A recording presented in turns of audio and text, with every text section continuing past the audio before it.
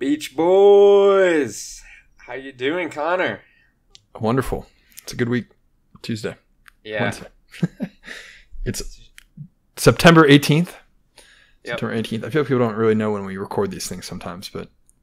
September 18th, 2018. 2018. We'll start putting in the blockchain.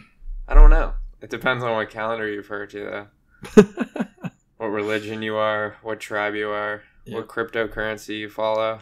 In the future, the block will be the only thing that matters. Before Bitcoin, BB. I did really like how the money button said we keep missing release dates in calendar dates. Yeah. So we're going to set a block number for our release date. And I do. I like that. That leads us pretty well into showing that the fact that Money Button has launched. Money Button has launched. It's awesome. It's sweet. It's really cool. We'll definitely do a whole thing with it soon. I kind of want to show a website that's using it real quick. So Derek McGill, we'll do Derek McGill. So Derek McGill, awesome dude. He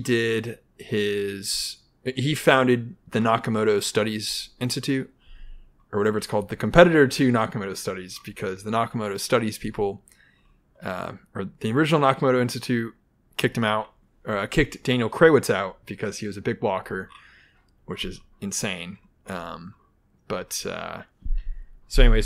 Derek McGill, good guy. He added the money button to his website, and it's derekmcgill.com. Well, while we're waiting for that, I'll just give we might have a big announcement on Friday. So if you pay attention to our stuff, everything that we do, hit our subscribe button so you'll get the alert when the announcement comes out, if the announcement happens.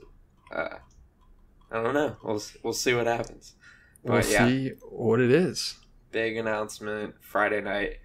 Hit the subscribe button because I feel like we need to start incentivizing people to do that. So when you hit the subscribe button, that's going to incentivize you to get the big Beach Boys announcement. Yes. And also, while we're at it, I'm going to plug our cups here, Beach Boys mugs. You should go out and buy some. Kryptonize.it. Yeah. We got some t-shirts out there too. I'll pull that up real quick. Might as well. Kryptonize.it. Yeah, so help us out. Get some merchandise. Start branding us out on the streets. So you can see here, come to Kryptonize.it. You can order anything with Bitcoin Cash. But if we go and we shop for coin shirts, or under coin shirts on their website, maybe can't click it. Waiting for Kryptonize.it. Coin shirts. You can see Beach Boys t-shirts and mugs. So go ahead and spend your Bitcoin Cash. Spend it. Don't hodl. Do not hodl. We are not fans of that. And so here you can come here and we can actually slide and tip. We're not logged in on this computer, and I'm not going to show anyone our password right now or our email, but we'll show this off. We're going to do a whole thing with the money button because it's awesome. And from a usability perspective, it's going to take over. It's going to take over the world. So, really excited about that. But definitely go to derekmcgill.com and you can go tip him just to show off. You can check out how the money button works. Really simple to use. And again, congrats to Ryan on launching that there. So, awesome. We got a good show today, right? Yeah. We talked to Chris Pacia. He works for OpenBazaar, which is a decentralized peer-to-peer marketplace. Really, really, really cool product that they're working on there. And we talked about a few things. We talked about, number one, OpenBazaar itself. We talked about Jimmy Song. Chris wrote an awesome article. It's in the description. You can see him pretty much just destroy Jimmy Song's stupid crypto Keynesian, crypto Austrian argument or whatever. So Chris did great job with that article. We then kind of went from there, and I mean, we talked about everything. We talked about the November fork. We talked ABC, SV, Another article he wrote as to why you should oppose the Bitcoin SV fork. We'll put a link to that in the description as well. Talked about just about everything he talked about in that article. Some back and forth, but overall, I would say absolutely awesome that he took the time to come on, because I think ironically, while I don't think there needs to be discussion around this stuff, right? I wholeheartedly am aligned with the philosophy that the miners themselves can handle all this themselves, without Corey, you and me having any kind of importance in the whole thing. Right. I just do think number one, well, yeah, our business is in the proof of social media, I guess.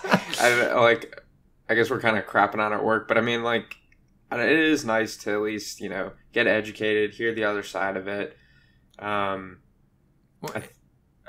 think generally it for us, the more important, I want to understand this stuff. I know you want to understand this stuff. Mm-hmm. I think the people listening want to understand this stuff. So while it maybe doesn't matter, I think it's very nice for us to get educated on this stuff, especially because I don't think the hardest things in Bitcoin have come yet. I think we're about a couple years away from the real attacks on Bitcoin. And I think the more educated everyone is about how it functions and what might be ahead for Bitcoin, the better the proof of social media can counteract what happened on BTC, where really social consensus poisoned miners. You know what I mean? Like it really did. It poisoned miners. Right. So well, it's like education can lead to better competition in the long run. I think that's kind of the ultimate goal of what we're trying to do here on our show. Yep. So Chris Pacia, he's coming up here in a second. I don't think there's anything else we want to plug. We will plug again. Friday might be a big announcement coming. Never know. Big announcement Friday. Maybe. We'll see. Maybe Saturday. I don't know. Yeah. Probably Friday. But I don't know. If you subscribe, then you'll know. Yes. And like the video, please. Please. We don't say that ever, but sometimes our videos just get attacked with downvotes. Which is cool. That's fine. You can also dislike the video if you don't like it. But they also want to call out, we started the white paper series last week. Next week we're gonna kind of do the part 2, and then we might throw some other topics in there. But part 2 is going to come next week, and maybe we'll stagger them every other week. But the end goal of that is to really have just a audio visual resource for people to learn about the white paper, to understand the misconceptions around the white paper, and then hopefully we can kind of create a little video anthology for people to understand that. So, but all right. Yeah. Other than that, we're gonna jump right into it. So enjoy our conversation with Chris. Enjoy.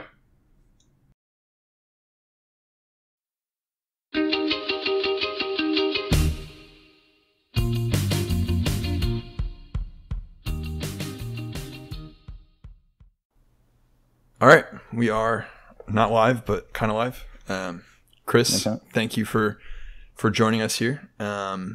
We'll kind of just introduce you to anybody that doesn't know who you are.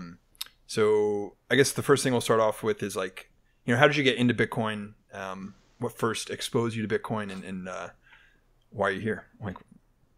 Yeah, I got into Bitcoin quite a while ago now. I don't know, 2012, I think. I heard about Bitcoin. I'm not sure when the first time I heard about it was, maybe either 2010 or 2011. And unfortunately, I didn't take that deep of a look at it until early 2012. And I've been working on Bitcoin related stuff ever since, pretty much. Awesome. We showed off OpenBazaar a little while ago, but can you just tell everyone that is listening, what is OpenBazaar, and you're working on that obviously today, and kind of what's coming down the pipeline for that? Yeah, OpenBazaar is a decentralized e-commerce marketplace, so it allows people to buy and sell directly with each other without going through any kind of middleman like you would with eBay or Amazon or anything like that. So it kind of holds a lot of the same promise as cryptocurrency, in that the trading is the trading can be it's censorship resistant. No one can prevent you from selling whatever you want to sell, or prevent transactions from taking place.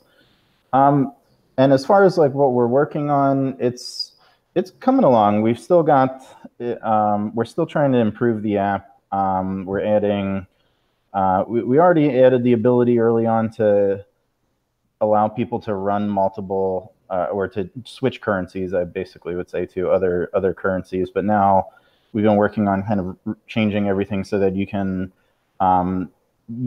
accept all those currencies at the same time. Basically, it'll have like multiple currencies in the wallet. So that's probably the big one that we've been working on. And then we're also trying to get it working on like mobile platforms and on the web as well. So that's probably the bulk of what we're working on. Awesome. Is it just, I don't know why I just thought of this, but out of curiosity, like at OpenBazaar, is there, I'm sure people that work there have interests in different areas of cryptocurrency. How does that affect like your business in general, the strategy and all that kind of stuff? Is it really just because OpenBazaar is so, it seems like it supports just about every cryptocurrency that matters out there today. Is it just kind of seamless to interchange between the three or all of them, or? Yeah, it's not that difficult. I don't know. I mean, no one working for us is really like a maximalist, I guess you could say. We're just trying to build a platform that users want to use, and so it's just kind of catering to what people want to use. Cool. I guess we wanted to ask. So Jimmy Song, right? Mm-hmm. This is funny. You wrote a great article. For anyone that hasn't read it, we'll post a link to it. But Jimmy Song recently debated Roger on the Coinbank cruise. What did you take issue with Jimmy's arguments? And I know that his arguments kind of extend beyond just that debate that he did at the cruise. But yeah, what did you take issue with, and what's your kind of problem with what he has to say? I think probably the biggest thing is he's trying to kind of brand Bitcoin Cash as like, he's been doing this for a while too, trying to brand anyone associated with Bitcoin Cash as being like a Keynesian, economically speaking. Not like we're like statist or or this sort of stuff. And it's funny because it's almost like projection too, because when I look at the space, and I don't know how anyone else looks at it, but it seems like most of the original like anarchists who were involved and libertarians who were involved with Bitcoin early on kind of got fed up with things and left to go elsewhere. And there's not that many left. I won't say they've all left the Bitcoin space, but certainly a lot of like the OG Bitcoiners that were libertarians are no longer like, either supporting Bitcoin or they're, opened up to other coins and this sort of stuff. So it's kind of odd that he claims that this applies to Bitcoin Cash when it kind of really applies a lot more to Bitcoin, in my opinion. And then you have his, claims of centralization and all of this, and like, centralized development team, which is anyone who's gone through the history of and knows the history of Bitcoin development knows that like they did everything in their power to prevent competition with the Bitcoin core development team, right? That the Bitcoin core development team originally had a monopoly, and everyone who challenged that monopoly was viciously attacked and driven out of the space, and really driven out of the space entirely. And so today, Bitcoin Core enjoys this happy monopoly of the dozen or so people working on Bitcoin. And so, I mean, for him to go around saying, "Oh, Bitcoin Cash is centralized and Bitcoin isn't," I mean, there's not a whole lot of difference between the development of the two to begin with. But if anything, you wanted to argue that, in Bitcoin Cash, you've got, two different implementations that split the market share, and, even a couple other implementations that people work on. And, in Bitcoin, you just have one, right? I mean, two is not really that much better than one, but it's at least better than just a single one. In fact, we just saw even today where they introduced this bug that would have like crashed nodes, and potentially, if it didn't crash the nodes, then I think it potentially would have allowed, double spending of coins or something like that. And, that's an example of what happens when you have a single development team. You don't have that implementation diversity and, a single bug introduced by a single developer. It was literally just, there was a line that was changed from like false to true or something like that. And just one little fat finger like that, and then the whole thing goes down because you have this single monopoly. And it's funny that like Jimmy Song wants to say it's like definitely not centralized development, but Bitcoin Cash definitely is, and it's pretty amazing. Yeah, what would you say to people? I just had an argument about this last night, but what would you say to people that say that, Core, anyone can compete with Bitcoin Core, and so the whole argument that Bitcoin is centralized with Bitcoin Core is false because anyone can compete with Bitcoin Core. They say that, but they certainly didn't play honestly. They were definitely very dirty with how they interacted with people who tried competing with them. You've got this Bitcoin XT starts up, and then you have Thamos and Bashko and the whole crew, who are all anonymous people. We don't know who they are, just start radically censoring the discussion. And anyone who had a dissenting opinion or maybe supported Bitcoin XT, their comments were deleted, they were banned. You simply weren't allowed to discuss it. It was like you can discuss the core roadmap and say positive things about it, and that's it. If you say anything negative about it, you're banned. It's kind of like the Chinese government doesn't allow dissenting opinion of the Chinese government. It's the same type of deal.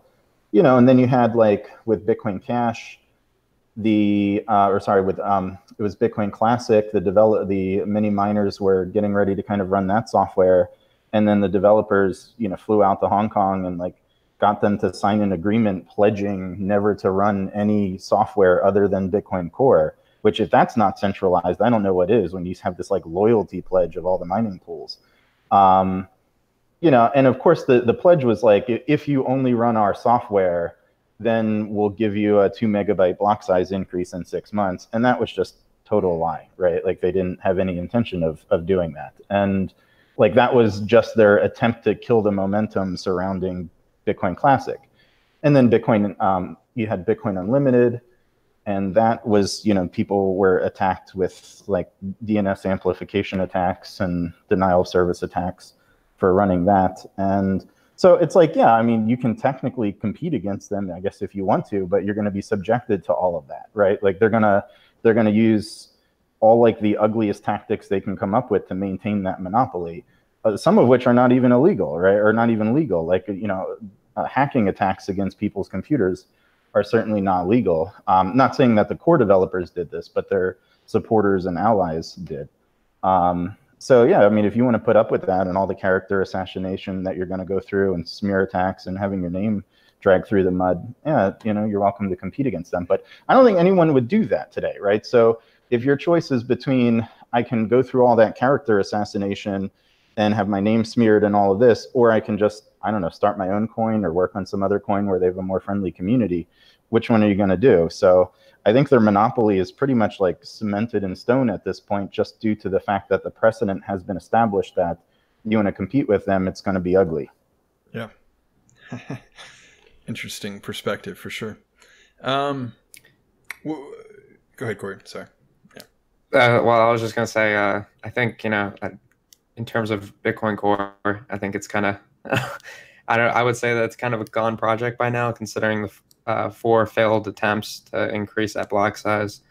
And I think it's a good transition to talk about Bitcoin Cash now and, the bright future that Bitcoin Cash has. Yeah, sure.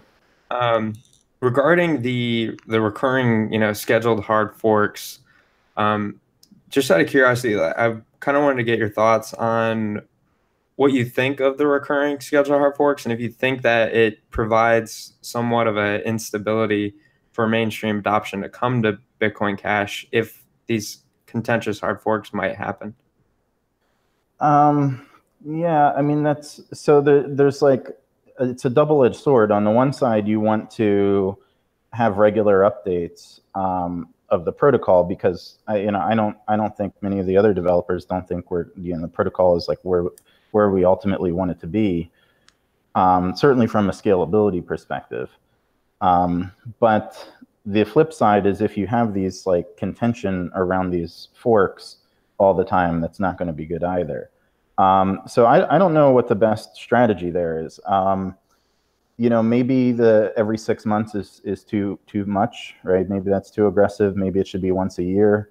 Maybe it should have like the miner activation similar to the BIP9, the version bit stuff. I don't know. I don't know if there's a good solution there. There's a trade-off between, do we want to have progress in development and with the coin and protocol versus do we want to avoid controversy and that sort of stuff. I kind of think that while Bitcoin Cash is small, and I'd still consider it to be very small today, it's kind of better to get this stuff out of our system early on than wait till the coin is used by half the planet, and then we have all these fighting between everyone. That would be worse. So I guess that's my view. While we're still pretty young, like what projects excite you the most coming up in Bitcoin Cash? I don't know if I'd say, I don't know if I have any ideas of projects, but something like the protocol changes, like we're having this developer meeting in Italy next month about improving zero-conf transactions, which I think is hopefully that'll be kind of productive there, because there's definitely some things that we can do. I don't know if we can make it perfect, but improving that, and I'd like to see that kind of make its way into like point of sale software and merchant software, which we don't have anything related to like zero-conf to my knowledge in that would kind of like alerts and this sort of stuff. So that would be cool to see that kind of start making it into like wallets and point of sale systems that can make use of like double spend alerts or this pre-consensus stuff that we've been talking about. The pre-consensus is probably another thing that I'm interested in. That has several different ways that could go. There's like weak blocks, which I think I know OnMany's been working on the Unlimited team. And then there's this other idea called Ansible, which is a little bit more like Bitcoin NG. Those things are kind of cool, and they'll both kind of help with block propagation issues that we've been seeing lately too. So those probably the two main short-term things that kind of interest me from a protocol perspective. Sure. I mean, maybe we can kind of take through. I mean, one of the reasons why we first reached out about getting on. So you wrote an article on yours, and we'll also put a link there in the description.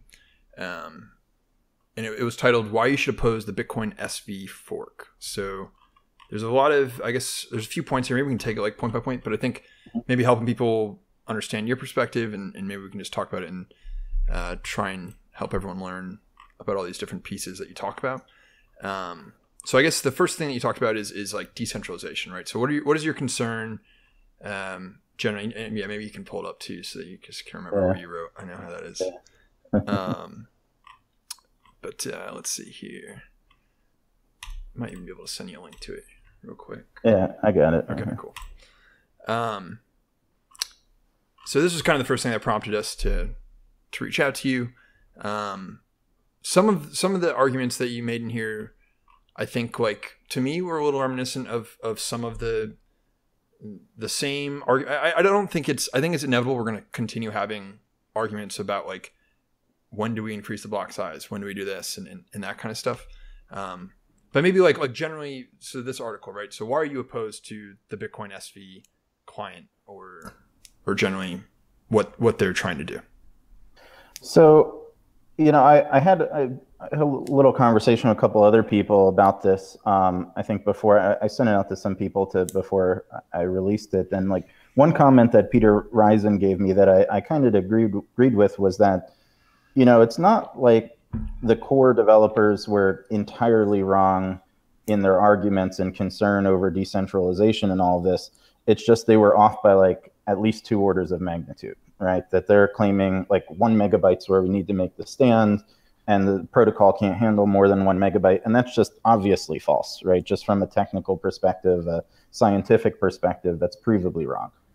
And so we know that technically it's feasible to handle possibly even upwards of like Visa scale, just like running on a home computer today.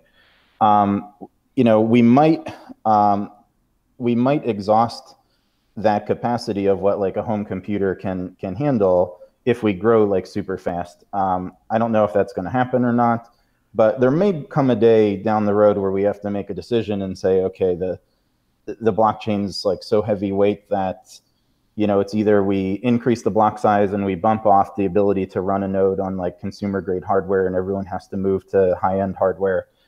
Or we say, do we want to restrict capacity and keep it so it can be run on consumer hardware? That'll be a tough decision, but I think we're probably a long, long, long ways from ever having to make that decision. But we're still at a point where the software is not capable of handling that, like Visa scale, let's say. Like the hardware can handle it, but the software can't. And so it's not that any of us are opposed to improving the software to make it, handle what the hardware is capable of handling. It's just that, we want to make sure that the network can, the software is ready to handle it, the nodes can handle it, when we get to that point. And so in the case of SV, they're talking about 128 megabyte blocks. I mean, we know we have empirical evidence from this testnet, the Gigablock testnet research, that the network can't handle a whole lot more than, let's say, 25 megabytes today.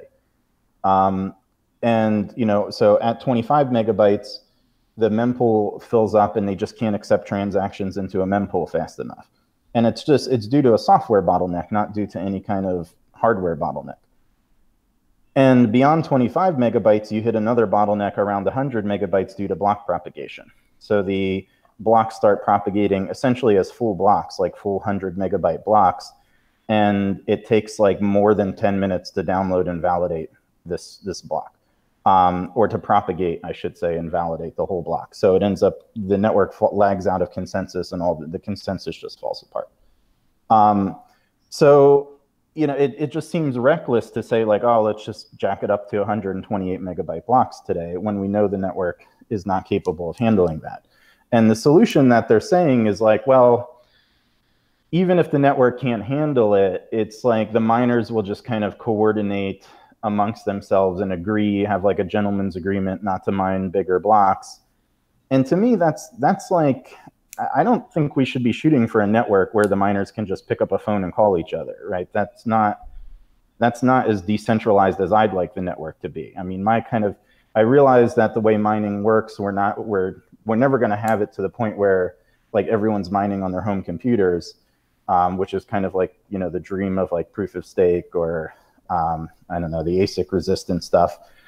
That's probably not going to happen. But at the same time, you could still have a network of tens of, thousands or tens of thousands of individual miners instead of just 4 or 5 big ones, And I would think like a network that where the mining is more distributed would be more superior from a decentralization standpoint than one where you have just a handful of big miners. And so they just don't really seem to care about like mining. It just seems like Craig has this vague notion that competition is good, and so long as there's competition, it doesn't matter how many miners there are. Like if there's 1 or 2, that's fine. Like if you even look at what they're talking about with Bitcoin SV, like they're talking about having Craig at Enchain and the CoinGeek be the only ones to mine, the SV, or they're going to have, he said they're going to orphan all the other, blocks mined on anything else on any other protocol rules. So you're basically like, their view apparently seems to be that it would be perfectly acceptable to just have 2 big miners doing all the mining. And like, to me, that's not the type of network I want to be involved with. It's just that's not my definition of decentralization. At that point, you could just have the whole system running on one big server and it would be more efficient than, having a blockchain and all of that. There's a reason that we have this really inefficient system. And that inefficiency gets us decentralization. So do you think that if the inefficiency brings us decentralization, do you think that like why should the efficiency of the network be held back for miners that maybe can't keep up with, even if no matter who they are, whether it's Craig or someone else that maybe does have 30% of the network or something like that, shouldn't miners that invest in the ability to propagate larger than 25 megabyte blocks and things like that, shouldn't they be rewarded with, shouldn't they be incentivized to upgrade their software, upgrade their hardware to be able to outcompete their competitors and to be able to program? Shouldn't we encourage miners to get better on their own why should we hold back the software, for example, or keep the inefficiencies for the sake of like having a more decentralized pool? I'm not saying keep the inefficiencies. Sure, I mean, everyone's working really hard to remove the bottlenecks in the code.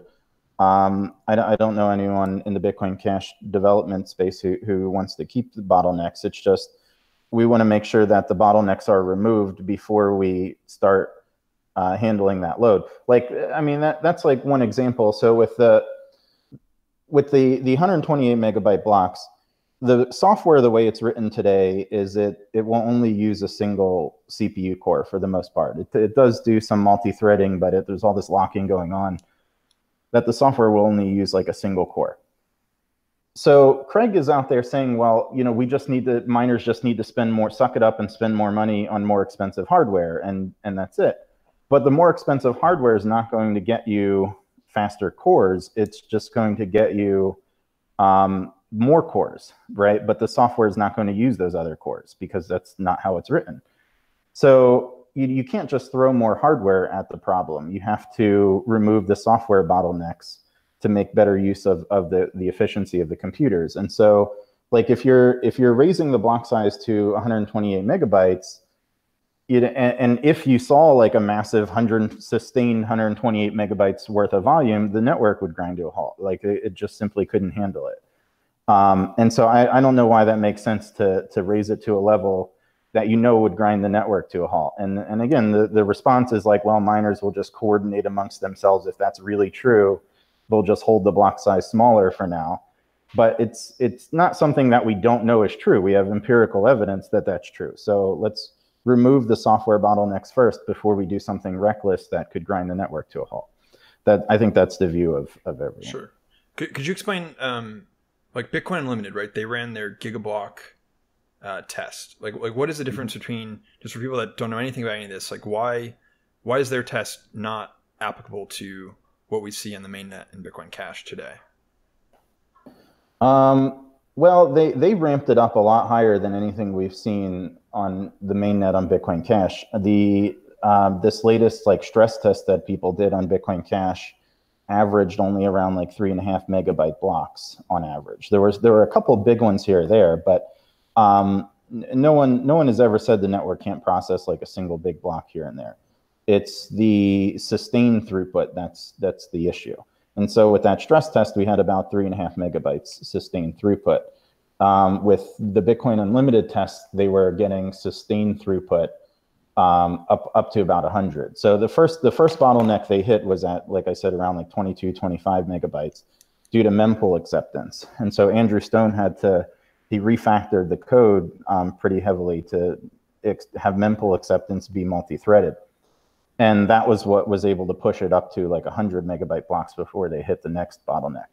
And that was due to the XTHIN protocol. The problem there was the mempools fell so far out of sync that the XTHIN protocol was basically transmitting full blocks.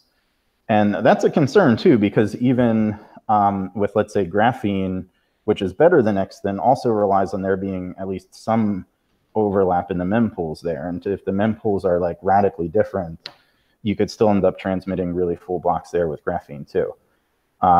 So I don't know if that's completely a solved problem. I think the pre-consensus is probably going to help there too, in addition to like things like graphene and this sort of stuff. I think there's a lot of things we have to throw at it to solve that problem.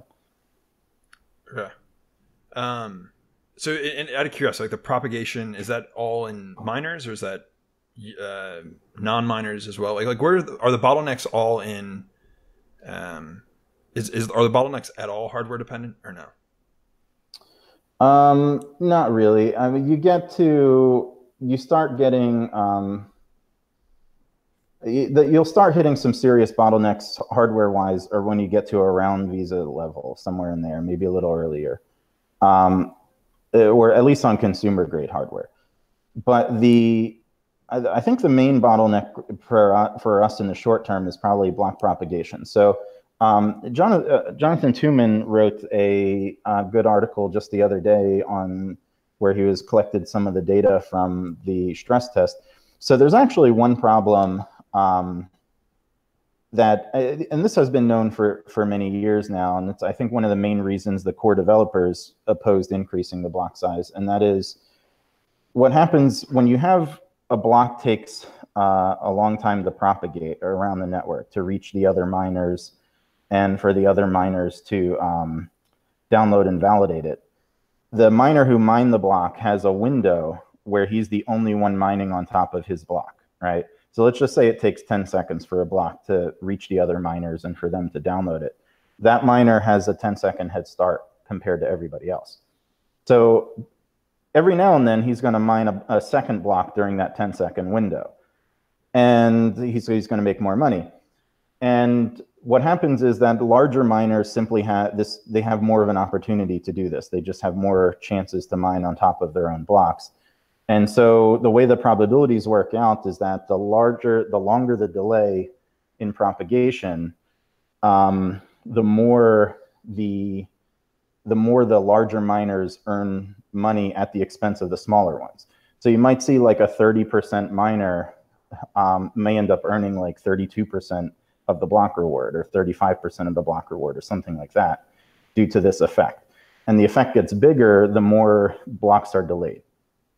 And so the argument there is, we want blocks to propagate as quick as possible because the longer they're taking to propagate, the more it creates an advantage for the larger miners. So, and when you have this like a larger pool or larger miner with this advantage, it creates an incentive for everyone to stop mining in the smaller pools or smaller miners and consolidate. And then worst case scenario, you just have one big miner, right? So we do need to make sure that blocks can propagate as quick as possible from one miner to the next so that this doesn't happen. And I think Tuman said in his article that the data showed that we start running into some trouble with that starting around 8 megabytes, right? Doesn't that incentivize smaller miners to improve? Wouldn't that be the counter argument there, where you want to incentivize smaller miners to become better and to compete with the bigger miners? Well, but how are you going to become better, right? It's a matter of your blocks have to propagate quicker, right? And that's a technology issue, right? That's a technology bottleneck. So we have things like graphene, pre-consensus, this sort of stuff. And like I said, we're doing our best to try and figure out how to propagate this quicker, but it's a research issue, it's a technology issue. Yeah, I mean, I guess it does kind of create an incentive there, but it's not like there's an, you can just have the problem, like if there's no solution to the problem, then what, Sure. So it's a problem that needs to be solved, before you just have one big miner, Sure. Yeah. Cool. Well, maybe the other question I had, so you said one of the biggest things, the biggest fallacies spread by Craig was that non-mining nodes do nothing, right? And you kind of talked about like the importance of, SPV obviously would be important, but it's also important to be able to, I guess, what is your problem with the argument that like non-mining nodes do nothing, and kind of, can you expand upon that point a little bit? Yeah, so you can imagine, I guess there's two ways of looking at this. So imagine a hypothetical network where the only people who used full nodes were the miners. I think this is kind of like the impression of what I get Craig thinks the network should look like, where it's just the handful of miners that we have run full nodes and nobody else does. In that world, if it's true that like the miners so the argument there is that competition would be enough to prevent miners from like colluding and changing the rules. And see, I don't know if I actually buy that, because, if you have a small number of miners, like they can just get together and form a cartel. And so I've seen Craig argue like, well, cartels they don't work in a free market. Like cartels, in a free market, cartels don't form. But that's not entirely true. That what happens in a market is that when someone does form a cartel, it eventually falls apart due to like internal bad incentives internally and this sort of stuff. But it doesn't fall apart like the very next day. It takes weeks, months, or years sometimes before the cartel collapses. And it usually does, right, because of the bad incentive structure. But, we don't want a cartel in Bitcoin miners to form even for 5 minutes. We don't have the luxury of waiting months for it to fall apart due to bad incentives, if it even is going to. I think the Bitcoin mining has a little bit different incentives than like normal firms, which I don't know if has been fully explored or not. But if we assume that that's the case and that the network will, or the cartel will eventually fall apart, I mean, we don't want to wait, however long. So, the concern would be that those miners could just kind of, collude, and then they could do things like increase the block reward or increase the inflation rate. And there's no kind of check on that, right? So the flip side is that when you recognize that when the miners mine coins, that in order to make money from their mining operation, they have to sell those coins into the market, right? So the miners are entirely dependent on the market to compensate them for their efforts. And so if it's the nodes in the market, like let's say the exchanges or the payment processors or whoever they're selling their coins to, if they're fully validating the protocol rules and they're rejecting those transactions that the miners are making, then the miners don't have anywhere to sell those coins to, right?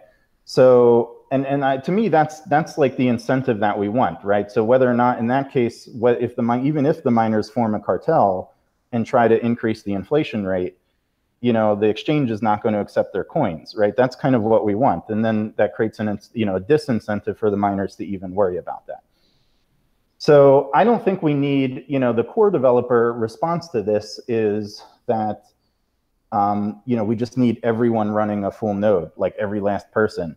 And I don't think that that's completely necessary to get the incentives right. I think that you could have mostly end users running SPV and this sort of stuff, but I still think we want businesses and exchanges and merchants to have the ability to run a node. I think a network where it's only miners running nodes and that's it is kind of dangerous. Sure. There's something, I think was interesting, right? Because this kind of has been coming up in a lot of the discussion. Like, so you're mentioning like you have to sell the coins back on the market to be profitable as like a mining operation, right? Isn't the goal here where that would be the short term kind of way a miner would make money, right? If the goal here is to create global peer-to-peer electronic cash, then miners wouldn't have to sell, right? The idea would be that they're mining money, right? They're mining money that they can use to actually go out and spend, which instead of having to sell it and get fiat, right? Yeah, well, they don't have to sell for fiat, right? They could sell it for an automobile or whatever it is. It's still, you want the person who's on the other end of that exchange to be able to fully validate the protocol rules. And it kind of has a ripple effect backwards too. Like imagine if I'm, an automobile dealer and I run a full node, like, I have other, suppliers and employees and this sort of stuff. And if none of them are running full nodes, there's maybe a little bit of a temptation that, none of the people that I'm paying are running full nodes. There might be a temptation for me to not run a full node either, because I'm not worried about them not taking my coins, right? Sure. But if they are, then that creates an incentive for me to fully validate the nodes or fully validate the protocol rules to make sure I'm not like holding the bag. So I don't think we need so that's the argument that Core gives why we need like every last market participant to run a full node, because they want this kind of recursive incentive. I don't know if we need everyone doing that, but there still needs to be, you don't want to be a bag holder basically. And the way you can make sure you're not a bag holder is to fully validate. And I think it's reasonable to want to create a network where it's mostly businesses and this sort of stuff that are doing that. Right. One thing I want to touch on, you mentioned like if the miners change the rules where, let's say they did change the block reward to 100 Bitcoins, where maybe they increased the cap to 42 million, right? Or decreased the cap to 15 million. The whole perspective would be that, well, users would be like, well, screw this. I'm selling my coins, dump the coins in the market, go down. What is your perspective, or just generally? Everyone says, well, the market is all miners, right? Like, how does the market of users affect mining and vice versa? Does that make sense? I guess like so everyone's talking about, especially in this upcoming November thing, everyone's like, well, it doesn't matter what you can say the miners run the network, but how do users have a role in that? I know like Daniel Krawitz talks about this a good amount, right? But how do users play a role in this November fork, for example?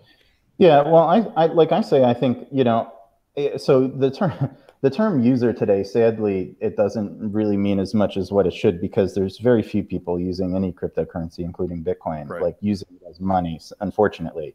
The primary use case is just speculative trading. So at the end of the day, it's going to be those speculators primarily who are going to assign a value either to, the ABC's side of the fork or the SV side of the fork.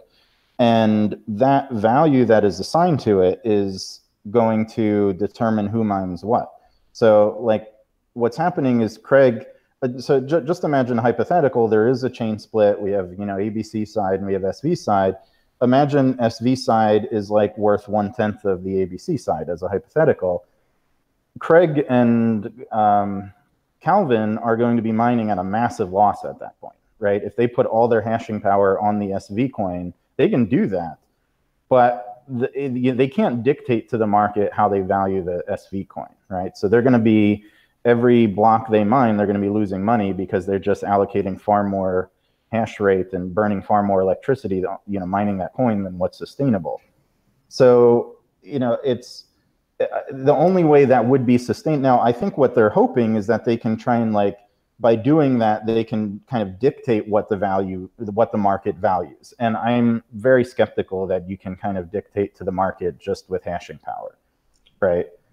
Something that I think this concerns me a lot. This is what I'm a little worried about. I actually I have my own personal opinions, but in the grand scheme of things, for me, whatever happens in November, I will follow the longest chain. I wholeheartily believe in Nakamoto consensus, right? Do you agree with that? Like if Calvin and Craig, for example, had over 51% of the hash rate, no matter what goes on with hash rate, leaves BTC, anything like that. If the SV side has over 51% of the hash rate, do you think that there should still be a minority chain split with replay protection? Should it just be the majority chain mines, orphans the minority chain, and the longest chain wins? Well, there's a couple of things in there. So first off, in that scenario you described, presumably you have a chain that's only mined by Calvin and Craig. And to me, that's not a healthy mining environment. Well, to be fair, right? I don't think you'd have to have there would be other actors involved, right? It's not just them two. There's raw pool. There's other actors involved. We don't know what Bitcoin.com is going to do. We don't know. I'm just saying in general, if SV itself, the client, and then the clients that are compatible with the consensus rules of SV have over 51% of the hash rate, is that the chain? Is that Bitcoin Cash? Is really the root of the question, right? Yeah, I don't know. So another thing too is, he's talking about orphaning the other side of, orphaning only kind of applies to a chain with the same consensus rules. If the ABC side of the chain would have different consensus rules, so what he's calling orphaning is really you'd have to do a 51% attack, right? He's basically saying, presumably we're going to mine and 51% attack their chain and mine empty blocks. I guess that's what it would be, so that the ABC side of the chain is not capable of moving forward. And to do that, they would literally have to run the ABC software, right? You can't he can't run the SV software and then orphan blocks, on the ABC chain. He would have to install the ABC software and deliberately try to do a 51% attack in order to orphan those blocks. And then I guess the final point would be, if that is in fact the case, or let's say it's the case that what you described where they have a majority hashing power, I think it'll depend on, my view on that, on what I would do would depend on where the market value is. Because if it's the scenario that I described earlier, where they might have 50% of the hashing power, but 10% of the value, that's not sustainable. They're not, how long are they going to mine at a loss for? Are they going to mine at a loss for a month, for 6 months, for a year? It's not going to be sustainable. So I wouldn't call that Bitcoin Cash until I thought that it was sustainable, right?